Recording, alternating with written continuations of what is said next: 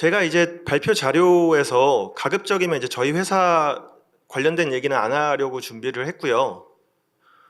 다만 이제 어떤 뭐 샘플이 좀 필요한 페이지에 한해서는 그 오른쪽 하단에 저희 회사 로고를 넣어놨는데 이제 그런 부분에 한해서만 샘플 설명을 드릴 때 어쨌든 뭐 다양한 벤더들이 있는데 이제 뭐 다른 회사 제품으로 설명을 하기가 좀 모호해서 샘플을 보여드려야 되는 페이지 한해서만 저희 회사 걸로 넣어놨습니다. 그래서 이제 그런 페이지, 레노버가 로고가 붙어 있는 페이지에 한해서는 그 용어라든지 이런 것들이 다른 밴드하고는 조금 상이할 수도 있습니다. 전체적인 개념 자체는 다르지 않기 때문에 그런 부분을 감안해서 설명을 들어주시면 감사하겠습니다. 요 이제 기사 부분에서 좀 발췌를 한 건데요. 에어쿨링으로 이제 더 이상 한계가 있다라는 이제 기사 내용 중에 일부를 발췌를 한 거고요. 저희가 이제 그 이미 현행 제품들도 700와트, 그 다음에 1000와트, 소켓당 700와트에서 1000와트에 이르는 그런 그 계산하는 장비들이 이미 시중에 풀리고 있기 때문에 더 이상은 이제 좀 어려움이 있다라는 건데 그 부분을 뒤에서 조금 더 자세히 설명을 드릴게요. 왼쪽 테이블이 열 전도 계수고요. 오른쪽 테이블이 열 전달 계수입니다. 이게 사실 열 전도는 뭐 다들 익숙하실 거고요. 그래서 이제 구리가 가격 대비 열 전도가 좋기 때문에 뭐 방열판이나 이제 이런 것들은 구리 제품을 사용을 하고 있죠. 오른쪽이 사실 중요한 건데 오른쪽이 이제 열 전달 계수입니다. 이게 이제 왜 에어쿨링에서 리퀴드 쿨링으로 넘어갔냐에 대한 가장 단순한 지표가 될 수 있을 것 같아요. 그래서 오른쪽 테이블에 공기의 강제 대류와 물의 강제 대류의 열 전달 계수를 보시면 이게 유체가 이제 흘러갈 때 얼마나 열을 잘 방출시킬 수 있냐에 대한 계수입니다. 그래서 물이 공기보다 20배 더 높은 열 방출 효율을 보이고 있습니다. 그 다음에 한 가지 더 보실 부분은 물 비등인데요. 비등이라고 하는 게 이제 끓었을 때 그 기화되면서 날아갈 때 이제 그 열 전달 효율인데 물 강제 대류에 비해서 물 비등이 이제 10배 더 좋은 효율을 보이고 있죠. 그래서 그 이머전 쿨링, 액침 냉각이라고 하는 게 물에 담궈서 부글부글 끓면서 기화시키면서 열을 빼앗아가는 이제 그런 것들을 좀 응용을 해서 기화된 거는 이제 위에 다시 그 냉동기를 통해서 응집시켜서 다시 떨어뜨리고 이제 그런 방식인데 그래서 이 지표만으로만 봤을 때는 이머전 쿨링이 그 DLC가 채택을 하고 있는 물을 강제 대류시키는 것보다는 더 효율이 좋아 보이고요. 이게 그 물성으로만 비교를 했을 때는 이제 그 부분은 뭐 사실입니다. 그 열 전달 효율은 더 좋고요. 다만 어쨌든 공냉식 장비의 종말을 고하고 있는 이 시점에서 20배 더 효율을 보일 수 있는 물을 강제 대류시키는 방법도 앞으로 이제 꽤 오랜 기간 뭐 아주 조악하게 설명을 하자면 지금보다 컴퓨팅 성능이 20배 더 같은 면적 대비 발열량이 20배가 더 증가할 때까지는 무리 없이 사용을 하실 수가 있다라고 생각을 하시면 될 것 같습니다. 그래서 현재는 저 강제 대류하는 저런 방식을 대부분의 벤더들이 채택을 하고 있고요. 사실 저희 회사가 레노버라는 회사가 그 DLC를 굉장히 오래전부터 좀 일찍부터 시작을 한 회사기는 하지만 이번에 그 아틀란타에서 있었던 슈퍼컴퓨터 그 컨퍼런스에 참석하셨던 SC24에 참석하셨던 분들은 아마 다들 느끼셨을 거예요. 모든 벤더들이 다 DLC 제품을 판매를 하고 있습니다. 이제 DLC가 대세라는 거고요. 그래서 이제 이 물성의 특성상 공기로는 이제 더 이상 그 방열을 충분히 하지 못해서 열이 고이는 문제들이 이미 발생하는 시대에 살고 있습니다. 그래서 이제 그런 부분은 물 강제 대류 방식 DLC 방식으로 해소를 할 수가 있기 때문에 현재 그 DLC 방식이 전 세계적으로 스탠다드화가 이미 거의 되어 있는 상태라고 이해를 해주시면 될 것 같습니다. 이머전 쿨링이 사실 이렇게 요 표만 봤을 때는 더 이제 미래의 방식으로 보여지는데 이제 문제점들이 좀 있긴 합니다. 그거는 뒤에 아주 간략하게만 설명을 좀 드리고요. 이건 이제 역사적으로 그 발매가 됐었던 칩셋들에 대해서 열 저항 계수, 그 최저 요구되는 열 저항 계수를 수치화된 그 아샤레 쪽에 있는 그 논문에서 발췌를 해가지고 첨부를 했는데요. 열 저항 계수니까 이제 거꾸로 보시면 됩니다. 수치가 낮을수록 방열을 더 빨리 해줘야 되는 그런 장비이기 때문에 발열을 더 많이 한다라고 생각을 하시면 돼요. 그래서 한 2005년에서 2010년 사이까지 급격히 발열량이 늘어나다가 한동안 좀 횡보를 하죠. 저 시기가 인텔이 좀 독점을 하고 엔비디아가 대세가 되기 전에 어느 정도 컴퓨팅 성능이 크게 발전을 못하던 시기인데, 저때 조금 횡보를 하다가 2015년이 지나면서 다시 급격히 떨어지기 시작합니다. 이런 것들을 좀 트렌드로 분석을 했을 때 가장 왼쪽 부분은 이제 싱글 코어 트렌드라 그래가지고 그 싱글 코어 기반의 CPU 프리퀀시가 굉장히 빠르게 상승을 하던 그런 시기이고요. 아마 그 PC나 이런 부분에서는 이제 뭐 인텔하고 AMD 간의 경쟁을 하면서 CPU 클럭 스피드가 굉장히 빠르게 발전을 하던 이제 그런 시기를 기억을 하실 겁니다. 그 뒤로 이어서 멀티코어 트렌드라고 하는데 저 때는 좀 횡보를 했었죠.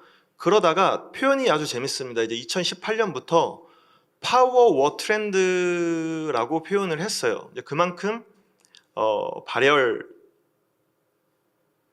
어떻게 케어하느냐가 이제 그 물성 한계에 이르는 그런 그 발열 문제를 해결하지 못하면 칩셋 자체를 운영을 할 수가 없는 그런 시대를 살고 있기 때문에 굉장히 중요한 문제로 대두되고 있습니다. 저도 이제 제 기억에 제가 회사 생활을 하면서 2009년에 처음에 입사해서 슈퍼컴퓨터 쪽 그 운영 지원, 설치 등등을 담당을 할 때 사실 이제 그린이라고 하는 거는 그다지 중요한 요소가 아니었어요.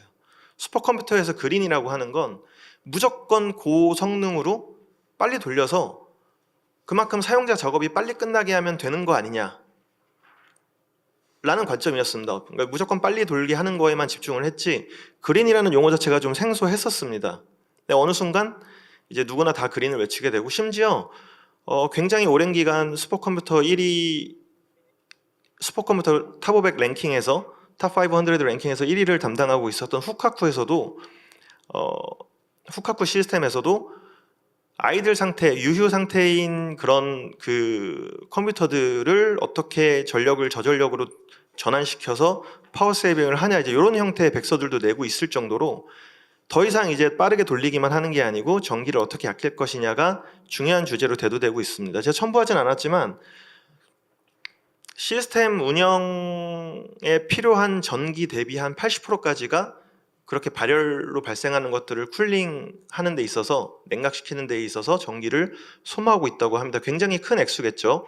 실제로 운영하시면서 이제 전기료를 내보시는 분들께서는 그 포션이 얼마나 큰지 이해하실 수 있으실 겁니다. 이것도 이제 아샤레 자료인데요. 이 자료를 보시면 이제 조금 더 직접적으로 이해를 하실 수가 있으실 겁니다. 제가 이제 가장 첫 페이지에서 이미 우리는 700와트, 1000와트급의 시대를 살고 있다고 말씀을 드렸는데, 여기서 보시면은 그 이제 공냉식으로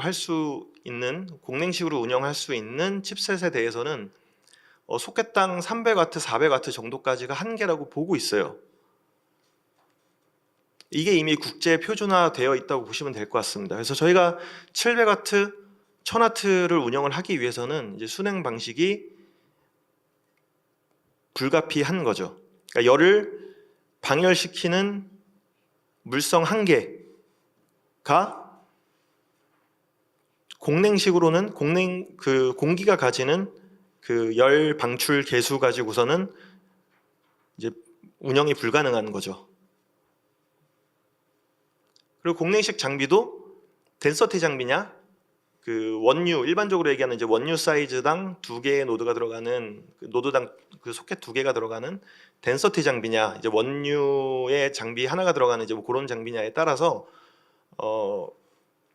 운영할 수 있는 이제 권장하는 값들이 달라지긴 하는데, 그 덴서티가 전혀 없는 2U라고 하는 엄청나게 큰 공간을 사용하는 서버들도 300와트를 좀 넘어가기 시작하면 운영이 어려워지는 이제 그런 문제들이 발생을 합니다. 사실상 여기까지만 설명을 드려도 이미 충분히 공냉식 장비 가지고서는 운영을 할 수가 없다는 걸 이해를 하실 텐데요. 뭐 겸사겸사 이제 뭐 기존의 트렌드였던 공내식 장비를 운영하는 그런 모습들을 조금 설명드리고, 그 다음에 제가 그 해외에서 봤었던 다른 데이터 센터들 운영하는 모습들을 간략하게 설명을 좀 드려볼게요. 예, 설명드리기 앞서서 이제 수치 자료를 하나 더 들고 왔는데, 요건 이제 저희 회사 자료입니다. 그래서 다른 회사 쪽에서는 뭐 값들이 조금 다를 수도 있긴 합니다. 왼쪽에, 가장 왼쪽에 보시는 게 공내식 장비로 운영하는 데이터 센터고요.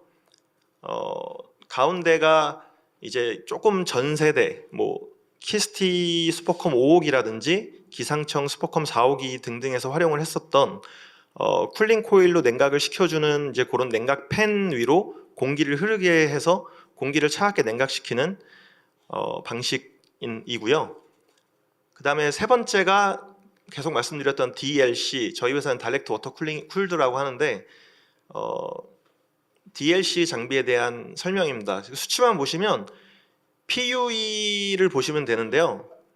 시스템 운영과 그 다음에 그 시스템에서 발생하는 열 등을 냉각시키기 위한 뭐 그런 이제 운영 비용에 필요한 전기 에너지를 전부 다 합산한 거를 시스템 운영에 필요한 전기로만 나눴을 때의 값입니다.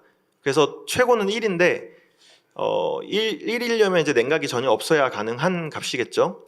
그래서 DLC 방식 같은 경우는 PUE가 1.1보다 같거나 작고, 그 다음에 공냉식 같은 경우는 이제 1.5부터 시작입니다. 1.5부터 2.0 이상까지 갈 수 있다고 하고요. 실제로 2.0을 넘어가는 경우가 굉장히 허다합니다. 이제 왜 그렇게 허다해지는지에 대해서는 뒤에 설명을 더 드리고요.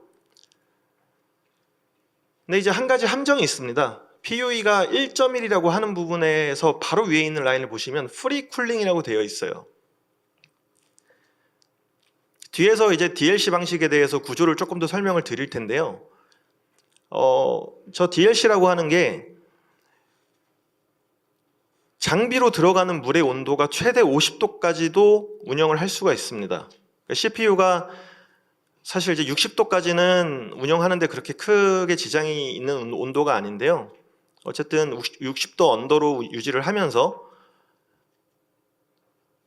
저 DLC 장비를 운영했을 때 이제 저희 회사 기준으로 물이 들어가고 나오는 게 온도 차가 한 5도, 6도, 7도, 많아야 8도, 9도, 어쨌든 10도 언더이고요. 그렇기 때문에 50도까지도 그 공급 온도로 사용할 수가 있습니다. 물론 이제 50도로 운영을 하게 되면 뭐 파이프나 이런 데서 발열이 발생을 하기 때문에 전산실이 이제 너무 더워지게 되죠. 그래서 보통은 뭐 25도에서 30도 사이로 운영을 하시긴 합니다. 그 말은 무슨 말이냐면은, 만약에 예를 들어서 뭐 30도로 들어가고 물이 들어가고 38도로 물이 나온다 라고 하면, 38도 혹은 이제 뭐 40도로 물이 들어가고 48도로 물이 나온다라고 하면, 48도라고 하는 온도는 저희 나라로 생각했을 때 여름에도 자연 그 외기 온도를 가지고서 냉각을 시킬 수가 있는 온도입니다. 한여름철에 이제 온도가 40도가 넘어가지 않기 때문에 외기 온도를 가지고서 냉각을 시킬 수가 있죠. 이제 그런 것들을 사용해서 따로 냉각탑 냉동기를 돌리지 않고 뭐 자연 방열을 시켜가지고 그렇게 프리 쿨링을 운영을 했을 때 PUE가 1.1이란 얘기입니다. 그 부분이 맹점이 있습니다. 그래서 무슨 말이냐면, DLC 시스템을 효과적으로 운영을 하기 위해서는 이 부분이 사실은 이제 그 기존의 공냉식 데이터 센터를 운영하시는 분들이 그 워터쿨링으로 넘어가는데 어려움을 겪으시는 건데요. 저런 식에서 이제 그 발생하는 발열을 어떻게 최저 가격으로 쿨링을 시킬 수 있느냐에 대한 설계가 들어가야 된다는 겁니다. 그런 설계가 있냐 없냐에 따라서 효율이 달라지게 되는 거죠. 그래서 이제 1.1이라고 하는 값은 사실상 세일즈 마케팅 밸류라고 생각을 하시면 될 것 같고, 실제 아직까지는 국내에서는 대부분 다 이제 냉동기를 돌려서 냉각을 시키는데, 이제 그럴 경우에 PUE가 최대 한 이제 다른 사이트들 이제 몇몇 샘플 사이트들로 봤을 때 PUE가 한 1.3, 1.4까지도 올라가긴 합니다. 이제 그래도 공냉식보다는 공냉식이 이제 PUE가 1.5이니까 그거보다는 효율이 좋은데, 1.3이라고 해도 이제 20%잖아요. 시스템 운영 가격에 운영에 필요한 전기 소모량의 20% 가량을 또 냉동에 쏟아 부어야 되는 거니까 그렇게 생각하면 이제 결코 또 작은 돈은 아니기 때문에 그런 부분들을 고려해서 전산실이 이미 설계가 돼서 지금쯤 이제 완공을 한다면 향후 한 10년 이상은 충분히 효과적으로 활용할 수 있는, 십수년은 활용할 수 있는 이제 그런 데이터 센터가 되는 거고요. 그게 늦어지면 늦어질수록 이제 새로운 장비 도입이라든지 혹은 운영에 필요한 그런 금액들이 증가되는 이제 그런 문제들을 겪게 되실 것 같습니다. 마지막에 요거는 PUE는 똑같은데 그 발생한 열을 재사용하는 장비를 추가적으로 설치를 해서 그 에너지 재사용하는 거를 조금 더 이제 향상시키는 이제 그런 장비들도 있긴 합니다. 사실 요거는 이제 저희 회사 장비니까 좀 자세한 설명은 안 하고요. 아마 이제 관련된 기사들을 많이 보셨을 거예요. 뭐 호수물을 이용을 해서 냉각을 한다. 혹은 제가 말씀드린 것처럼 그 자연 대류로 방열을 한다. 이제 그런 식으로 운영을 하시면 충분히 PUE가 1.1 이하로 떨어지는 이제 그런 시스템을 운영을 할 수가 있으시겠죠. 그래서 핵심은 프리쿨링을 어떻게 할 것인지를 고려한 데이터 센터를 설계를 해서 운영을 하시면 향후 10년 이상은 굉장히 그 효율적으로 데이터 센터를 운영하시는 사례가 될 것 같습니다. 그 전통적인 이제 공랭식으로 운영을 하는 데이터 센터의 사례인데요. 가운데 있는 장비에서 열을 방출을 하고 그 다음에 그냥 일반 냉동기들을 데이터 센터에 투입을 시켜서 그냥 이제 데이터 센터 안에다 설치를 하는 경우입니다. 이런 경우에 그 항온항습기가 보통은 한 장비 내에서 공기를 빨아들이고 냉각시켜서 내뱉는 형태로 운영을 하시는데, 근데 이제 문제는 뭐냐면 아까도 말씀드렸다시피 이제 공기가 흘러야 되는 거죠. 공기가 흐르고 순환이 되어야 되는데, 그래서 이제 장비 안에는 팬들이 있고요. 그런데 이제 그 팬이 그 렉 바깥으로 빠져나온 뜨거운 공기들을 저 항온항습기까지 보내주는데 충분치 못한 경우가 거의 대부분입니다. 제가 이제 굉장히 많은 사이트들, 사실 제가 앞서 이제 제 이력을 설명을 드리면서 굉장히 이제 큰 사이트들만 설명을 드린 거고, 작은 사이트들에 대한 설명은 뭐 굳이 하지 않았는데 그런 곳들에 가면 항상 이제 이런 문제에 봉착하게 되죠. 그리고 이제 렉이 저렇게 항온항습기에 맞붙어 있는 경우도 많지 않고요. 그러다 보니 렉에서 방출되는 공기가 항온항습기로 가는 경로에 다른 렉들이 막고 있어서 흐르지 않는 경우도 많고요. 그 다음에 저 항온항습기가 빨아들일 수 있는 공기의 양이 많지 않아서 충분히 순환이 되지 않기도 하고요. 그리고 같은 장비에서 빨아들이고 내뱉기를 하다 보니까 항온항습기 주변에서만 공기가 돌면서 장비 쪽으로는 열섬이 생기는 이런 문제들이 생기죠. 그래서 이제 선풍기를 놓기 시작을 하고 그러면 이제 재앙이 펼쳐지는 겁니다. 그런 것들을 개선해서 좀 잘 운영을 하시는 이제 그런 사이트들에서는 그 이중마루의 하단부로 그 냉각된 공기를 내뱉고 그 다음에 상단부로 공기를 빨아들여서 이중마루에 타공판을 설치해서 타공판으로 차가운 공기가 나오게끔 그렇게 운영들을 많이 하시고, 이게 전통적으로 이제 이런 형태로 많이들 운영을 하십니다. 그래서 렉에서 발생하는 뜨거운 열을 식혀서 위로 올려서 그 데이터 센터 전체에서 공기가 순환이 되게 그렇게 설계를 하시는데요.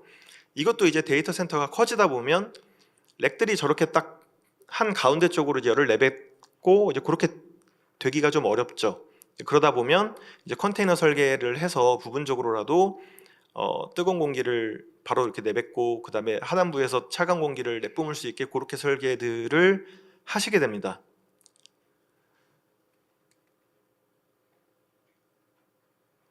여기서부터는 좀 해외 사례를 들고 왔는데요. 이제 앞에서 말씀드린 이제 그런 이제 타공판 문제라든지 그 다음에 이제 공기 순환이 원활하지 않은 이제 그런 문제들을 해결하기 위해서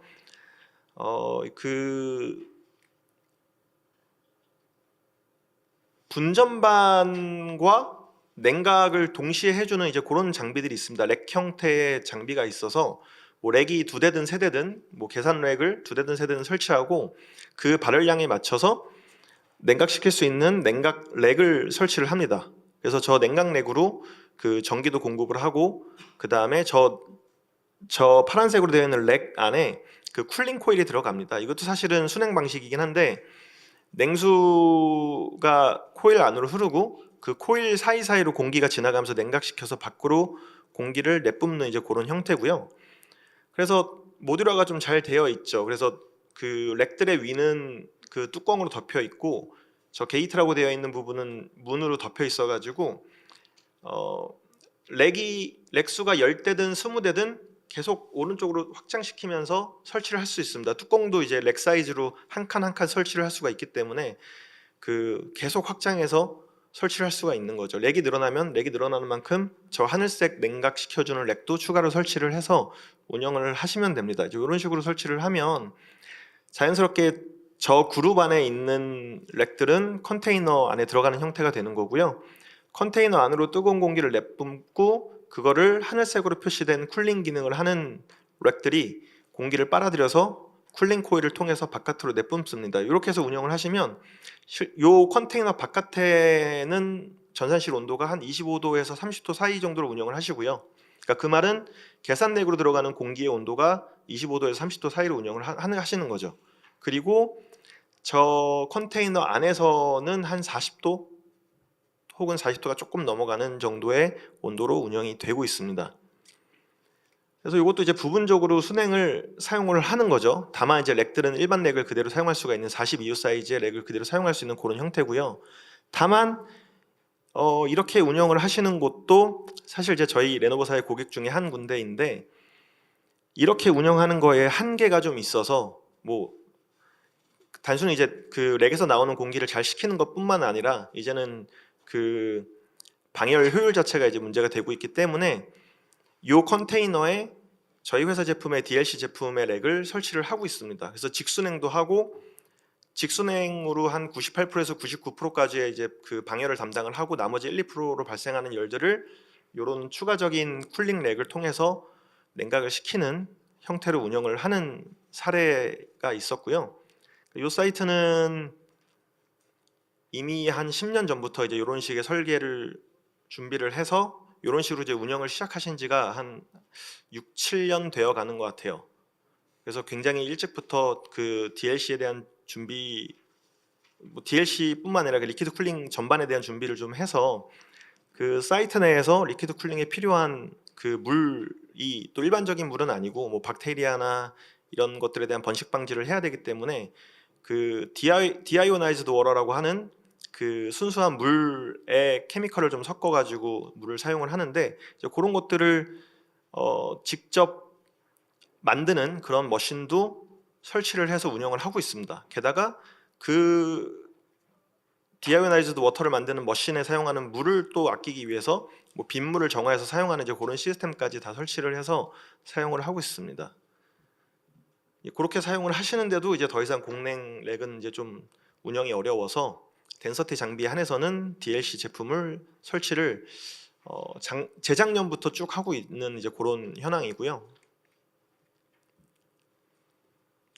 요거는 아예 데이터 센터 자체 좀 더 특수한 경우인데 그 굉장히 거의 매년이 아니고 매달 굉장히 많은 수의 서버를 구매할 수 있는 구매력이 있는 고객인데 데이터 센터 준공을 21년부터 해서 22년부터 이제 운영을 시작을 한 이제 그런 사이트고요. 지금 오른쪽에 보이시는 게 이제 1층이라고 생각을 하시면 되고 왼쪽이 2층입니다. 그래서 저 파란색 테두리로 그려져 있는 네모나미가 그 컨테이너라고 생각을 하시면 돼요. 컨테이너 안에 양쪽 면에 10개 렉씩 들어가고요. 60U짜리 좀 일반적인 렉은 아니고 60U짜리 렉이 10개가 들어가고요.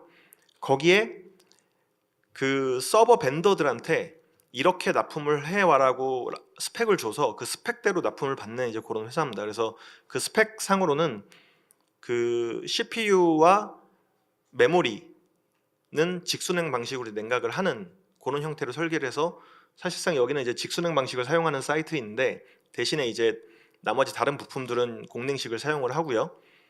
그래서 그 1층에 있는 저 컨테이너의 복도 사이사이로 차가운 공기가 나오고 뜨거운 공기는 저 컨테이너 안에 고여서 컨테이너 안에 천장이 뚫려 있습니다. 그래서 그 천장이 뚫린 곳이 저 2층에 주황색으로 표시한 부분인데 저곳으로 공기가 빠져나와서 그 C라고 되어 있는 항온항습기 쪽으로 공기가 들어가서 냉각을 시켜서 다시 1층으로 내뱉는 이제 그런 형태로 운영을 하고 계십니다. 여기는 21년, 22년부터 운영을 시작을 했지만 이제 이런 설계 자체가 앞으로 그 도입될 뭐 1000와트급이나 혹은 뭐 그 이상의 장비들도 대응하기 위해서 아예 전산실 설계 자체를 저런 식으로 다 컨테이너징화하고 그 다음에 모든 서버의 스펙을 그 다이렉트 리퀴드 쿨링 방식으로 채택을 해서 운영을 시작을 하는 이제 그런 사례입니다. 요거는 이제 그래서 실제로 다이렉트 리퀴드 쿨드 장비들이 어떤 식으로 되어 있는지를 좀 보여드리는 건데요. 일반적인 덴서티 에어쿨링 장비와 다르진 않습니다. 다만 방열판 안으로 물이 흐를 수 있는 구조여서 그 물이 흘러가면서 열을 방출시키는 이제 그런 구조를 채택을 하고 있고요. 사실 이제 이 부분인데요. 저 가운데 CDU라고 하시는 열 교환기가 보이실 겁니다. 열 교환기가 이제 필수적인 시대가 되었는데 왜냐하면 앞에서 보신 그 방열판 사이사이로 흐르는 물이 그 방열판 사이사이에 이제 그런 물의 경로가 굉장히 협소합니다. 그래서 그런 박테리아라든지 혹은 뭐 이물질들에 대한 관리가 아주 철저해야 되기 때문에 보통 그래서 저 CDU라고 하는 곳에서부터 계산 장비까지의 물의 흐름은 벤더사들이 직접 관리를 하고 특수한 케미컬이 섞인 조금 가격대가 있는 그런 물들을 사용을 합니다. 그래서 제가 앞서 말씀드린 호순물이나 이런 것들은 그럼 어떻게 사용을 하냐? CDU 왼쪽으로 보이는 부분인데요. 그러니까 CDU 왼쪽으로 보이는 저 루프 쪽을 뭐 호순물을 이용을 한다든지 혹은 그러니까 일반 수돗물을 사용을 하고 데워져서 나온 수돗물을 뭐 온수로 활용을 한다든지 그런 식으로 활용할 수가 있는데 그런 식으로 활용할 수 있는 이유는 저 열교환기 왼쪽으로의 루프는 그 파이프들이 굉장히 크고 그렇기 때문에 이물질이나 뭐 그런 것들에 그렇게 예민하지 않게 설계를 하실 수가 있기 때문입니다. 그래서 어떤 그런 필요한 물의 성질에 따라서 구분을 하기 위해서 루프를 양쪽으로 나누고 가운데 열교환기를 통해서 열을 방출시키는 형태로 운영이 되는 게 현재 표준화된 그 DLC 장비들이고 뭐 어느 벤더나 다 비슷하게 운영을 하고 계실 겁니다. 납품을 하고 계실 겁니다.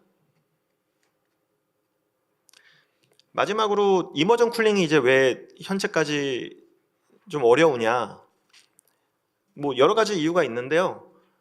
일단은 아직 표준화가 전혀 안 되어 있어서 정확하게 그냥 제가 느낀 바를 설명을 드리자면 액침 냉각에 필요한 그 액체에 대한 표준화도 아직 안 돼서 여러 이제 액체를 공급하는 회사들이 서로 점유를 하기 위해서 노력을 하고 있는 상태이고요.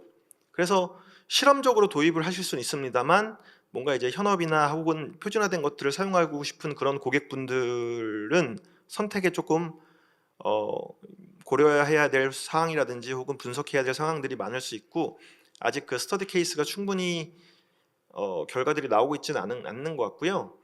그 다음에 뭐 사실 설치도 좀 일반적이진 않습니다. 이게 물 속에 담가야 되는 형태이다 보니까 높이 쌓지 못하는 경우가 대부분이에요.